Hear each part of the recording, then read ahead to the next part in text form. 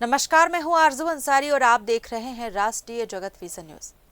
छत्तीसगढ़ को लाल आतंक से मुक्त करने के लिए जारी सुरक्षा बलों की प्रभावी कार्रवाई रंग ला रही है। सोनू दादा समेत 60 नक्सलियों के सरेंडर के बाद नक्सली संगठन को एक और बड़ा झटका लगा है।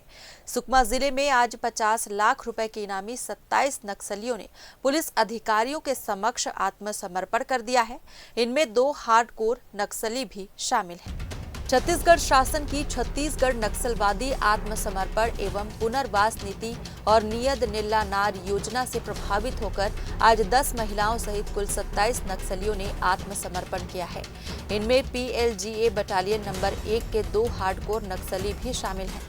आत्मसमर्पित माओवादियों में एक CYCM सदस्य, 15 पार्टी सदस्य और 11 अग्र संगठन के सदस्य हैं। आत्मसमर्पित नक्सलियों पर घोषित इनाम की राशि में से एक पर 10 लाख रुपए, 3 पर 8 लाख रुपए, एक पर 3 लाख रुपए, 2 पर 2 लाख रुपए और 9 नक्सलियों पर 1 लाख रुपए। इस तरह कुल 50 लाख रुपए के इनामी नक्सलियों ने मुख्य धारा में लौटने का फैसला किया है।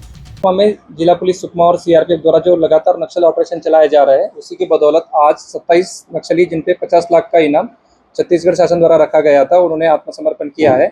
इसमें PLGA battalion number 1 CYPC OM Lucknow, उसके अलावा अन्य बटालियन के नक्सली सम्मिलित है। उसके अलावा Konta area committee, EOB region, इसके अलावा रीजनल कमांड, इन सभी एरिया से नक्सलियों ने आत्मसमर्पण किया है।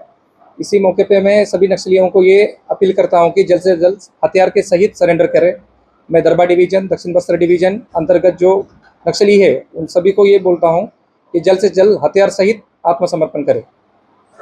फिलहाल इस खबर में बस इतना ही। देश प्रदेश की खबरों से अपडेटेड रहने के लिए हमारे चैनल को सब्सक्राइब करें और नए खबरों के नोटिफिकेशन के लिए बेल आइकॉन जरूर दबाएं। नमस्कार।